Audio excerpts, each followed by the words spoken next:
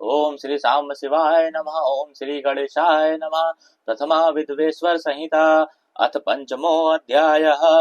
भगवान शिव के लिंग एवं साकार विग्रह की पूजा के रहस्य तथा महत्व का वर्णन।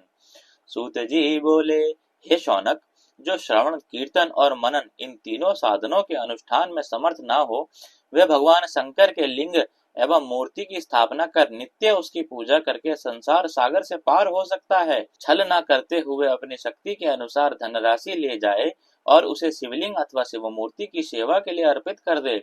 साथ ही निरंतर उस लिंग एवं मूर्ति की पूजा भी करे। उसके लिए भक्ति भाव से मंडप, गोपुर, तीर्थ, मठ एवं क्षेत्र की स्थापना करे तथा उत्सव करे और वस्त्र, गंध, पुष्प, धूप, दीप तथा मालपुआ आदि व्यंजनों से युक्त भांति भांति के भक्ष्य भोजन अन्य नैवेद्य के रूप में समर्पित करे। छत्र, ध्वजा, व्यजन, चामर तथा अन्य अंगों सहित राजोपचार की भांति सब वस्तुएं भगवान शिव के लिंग एवं मूर्ति पर चढ़ाए। प्रदक्षिणा, नमस्कार तथा यथाशक्ति जप करे। आवाहन से लेकर विसर्जन तक सारा कार्य प्रतिदिन भक्ति भाव से संपन्न करे। इस प्रकार शिवलिंग अथवा शिव मूर्ति में भगवान शंकर की पूजा करने वाला पुरुष श्रवण आदि साधनों का अनुष्ठान न करे तो भी भगवान शिव की प्रसन्नता से सिद्धि प्राप्त कर लेता है। पहले के बहुत से महात्मा पुरुष लिंग तथा शिव मूर्ति की पूजा करने मात्र से भवबंधन से मुक्त हो चुके हैं। ऋषिगण बोले, मूर्ति में ही सर्वत्र देवताओं की पूजा होती है, परंतु भगवान शिव की पूजा सब जगह मूर्ति में और लिंग में भी क्यों की जाती है? सूत जी बोले, हे मुनीश्वरों, आप लोगों का यह प्रश्न तो बड़ा ही पवित्र और अत्यंत अद्भुत है। इस विषय में महादेव जी ही वक्ता हो सकते हैं। कोई पुरुष कभी और कहीं भी इसका यथार्थ प्रतिपादन नहीं कर सकता। इस विषय में भगवान शिव जी ने जो कुछ कहा है और उसे मैंने गुरुजी के मुख से जिस प्रकार सुना है, उसी तरह क्रमशः वर्णन करूंगा। एकमात्र भगवान शिव ही ब्रह्म रूप होने के कारण निष्कल निराकार कहे गए हैं। रूपवान होने के कारण उन्हें सकल भी कहा गया है, इसलिए वे सकल और निष्कल दोनों हैं।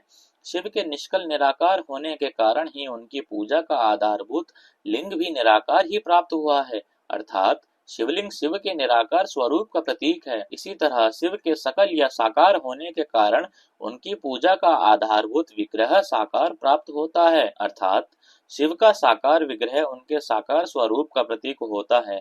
सकल और अकल समस्त अंग आकार सहित साकार और अंग आकार से सर्वथा रहित निराकार रूप होने से ही वे ब्रह्म शब्द से कहे जाने वाले परमात्मा हैं। यही कारण है कि सब लोग लिंग निराकार और मूर्ति साकार दोनों में ही सदा भगवान शिव की पूजा करते हैं। शिव से भिन्न जो देवता है वे साक्षात ब्रह्म नहीं है, इसलिए कहीं भी उनके लिए निराकार लिंग नहीं उपलब्ध होता है। अतः सुरेश्वर, इंद्र, ब्रह्मा आदि देवगण भी निष्कल लिंग में पूजित नहीं होते हैं। सभी देवगण ब्रह्म न होने से अपितु सगुण जीव होने के कारण केवल मूर्ति में ही पूजे जाते हैं। शंकर के अतिरिक्त अन्य देवों का जीवत्व और सदाशिव का ब्रह्मत्व वेदों के सारभूत उपनिषदों से सिद्ध होता है। वहाँ प्रणव ओंकार के तत्व रूप से भगवान शिव का ही प्रतिपादन किया गया है। इसी प्रकार पूर्व में मंदराचल पर्वत पर ज्ञानवान ब्रह्मपुत्र सनत कुमार मुनि ने नंदिकेश्वर से प्रसन्न किया था। सनत कुमार बोले, हे भगवान, शिव के अतिरिक्त उनके वश में रहने वाले जो अन्य देवता हैं, उन सबकी पूजा के लिए सर्वत्र प्रायः वेर मूर्ति मात्र ही अधिक संख्या में देखा और सुना जाता है। केवल भगवान शिव की ही पूजा में लिंग और वेर दोनों का उपयोग देखने में आता है। अतः हे कल्याण में नंदिकेश्वर, इस विषय में जो तत्व की बात हो उसे मुझे इस प्रकार बताइए जिससे अच्छी तरह समझ में आ जाए। नंदिकेश्वर बोले, हे निष्पाप ब्रह्म कुमार, हम जैसे लोगों के द्वारा आपके इस प्रश्न का कोई उत्तर नहीं दिया जा सकता, क्योंकि यह गोपनीय विषय है और लिंग साक्षात ब्रह्म का प्रतीक है। इस विषय में भगवान शिव ने जो कुछ बताया है उसे मैं आप शिव भक्त के समक्ष कहता हूँ। भगवान शिव ब्रह्म स्वरूप और निष्कल निराकार हैं, इसलिए उन्हीं की पूजा में निष्कल लिंग का उपयोग होता है। संपूर्ण वेदों का यही मत है, वे ही सकल हैं।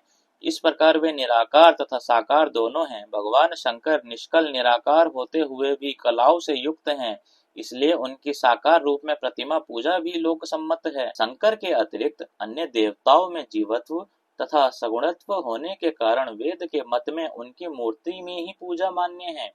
इसी प्रकार उन देवताओं के आविर्भाव के समय उनका समग्र साकार रूप प्रकट होता है। जबकि भगवान सदाशिव के दर्शन में साकार और निराकार ज्योति रूप दोनों की ही प्राप्ति होती है। सनत कुमार बोले, हे महाभाग, आपने भगवान शिव तथा दूसरे देवताओं के पूजन में लिंग और वेर के प्रचार का जो रहस्य विभाग पूर्वक बताया है वह यथार्थ है। इसलिए लिंग और वेर की आदि उत्पत्ति का जो उत्तम वृतांत है उसी को मैं इस समय सुनना चाहता हूँ। हे योगेंद्र, लिंग के प्राकट्य का रहस्य सूचित करने वाला प्रसंग मुझे सुनाइए। नंदिकेश्वर बोले, हे वत्स, आपके प्रति प्रीति के कारण मैं यथार्थ रूप में वर्णन करता हूँ, सुनिए।